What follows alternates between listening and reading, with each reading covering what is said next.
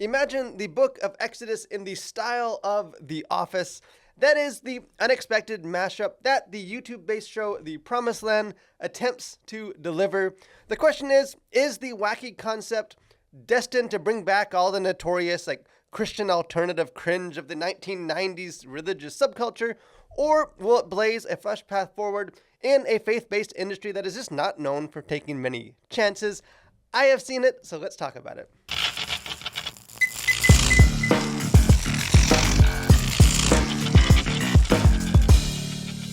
So the answer to my own question is sort of yes. I think much like Moses leading the Israelites directly through the Red Sea, I think the Promised Land mostly travels between those two possible banks. There's definitely an unavoidable derivativeness about the show's format that I think does keep it from fully establishing its own identity. At the same time, I think its energetic blend of humor and heart is just a ton of fun, and I think offers a unique contribution to the faith-based industry, because love it or hate it, you've probably never seen the Bible quite like this before. Because while we may be in a golden age of faith-based storytelling with a significant increase both in the quantity and the quality, the industry still remains very unadventurous in tone and genre. We've got inspirational family dramas, biopics of Christian saints, serious Bible adaptations, and honestly, not really much else. So I definitely think The Promised Land as a full-fledged comedy is a welcome and I think even a necessary change of pace. At first glance, I think some Christians may find the idea of the show concerning, maybe even offensive. After all, this sort of spoofy entertainment has usually been made by secular creators in order to mock God and the Bible, but thankfully The Promised Land is not that type of show. And I actually had the chance to chat with a series creator, Mitch Hudson, who is also an assistant director for the show The Chosen, and it was a really great interview. I'll link the full thing below. But in it, he shares his personal conviction that God is holy, but the people who strive to follow and worship him are not, and that's where the potential for plenty of good-natured humor comes from. While maintaining a very clear reverence for God, the show mostly seeks to humanize the biblical heroes that we often place upon a lofty pedestal. Now, obviously, humor is somewhat subjective, but I personally found The Promised Land to be quite funny. To me, most of the jokes are the type that will make you grin in amusement rather than laugh out loud, but there are some legitimately hilarious gags. And I think as with a lot of great comedy, the humor derives largely from the characters and real world situations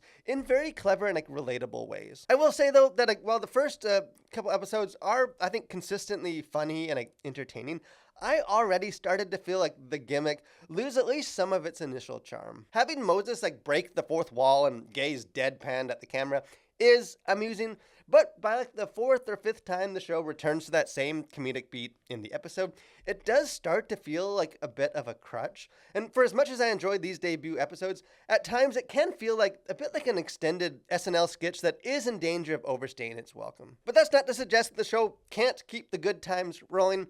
After all, shows like The Office or Parks and Recreation had long and successful runs using very similar gimmicks. And I think for me, the key to that sort of potential longevity will be in how this show develops its characters. For a story built on quirky personalities and relational dynamics, it's obviously hard to judge just on a few episodes. The Office is famous for having taken several seasons to find its footing, but I do think The Promised Land has a really promising foundation, which is a great cast of characters. Moses and Aaron are both great, but to me, the early scene-stealing standout is Miriam, as an artistically ambitious, if a bit overconfident woman, kind of consistently overlooked by her brothers. The show is definitely, I think, at its best when going for laughs, but is at least slightly less successful when attempting the more dramatic moments.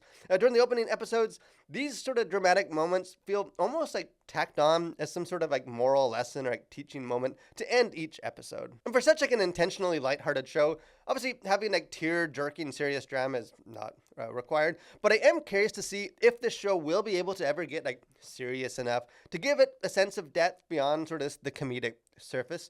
With that being said, the ending of episode 3, which deals with the narrative of the golden calf, shows that the show isn't afraid of getting more serious at times. As far as content to consider, things going on the surface, as you might expect and hope, really nothing going on here. Language, nothing for language, no violence. For sexuality, nothing here really either, other than there are several jokes made in one of the episodes, sort of during a period of consecration where the Israelites are told that they are unable to have sex with their wives during that time.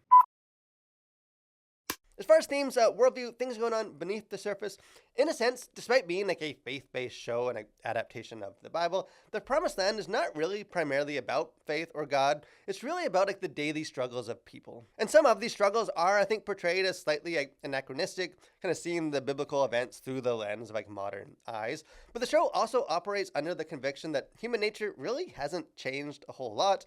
Life can be difficult and following God can be challenging, and that has been true since biblical times until today. In the pilot episode, Moses is counseled by his father-in-law, saying, "You cannot do this alone." And in many ways, I think that is the foundation of this show. And what I personally like is that, well, I think many faith-based shows might be quick to emphasize the reality that Christians are never truly alone as long as they have a relationship with God. And I'm sure like the creators of The Promised Land would affirm that sentiment as well. But I think despite sort of the breezy, lighthearted nature of these episodes, the show is arguably like more honest about the nitty-gritty challenges of life and thus like the essential need for community.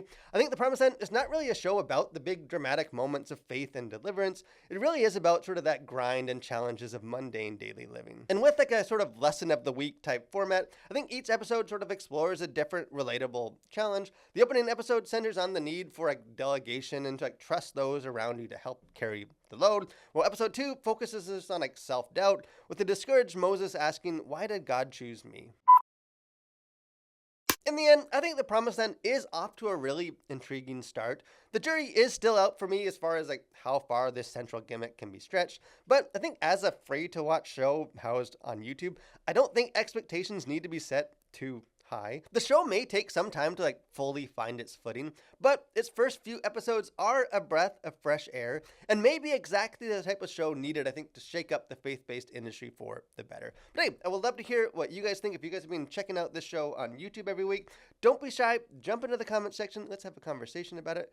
If you haven't done so too, I encourage you guys, subscribe to the channel, become a collider, got lots of other movie reviews, got our Faith and Pop Culture podcast, got interviews, just other fun stuff. Would love to have you guys be a part of that. But most of all, guys, thank you for watching, stay safe, and continue to collide with your world for Christ.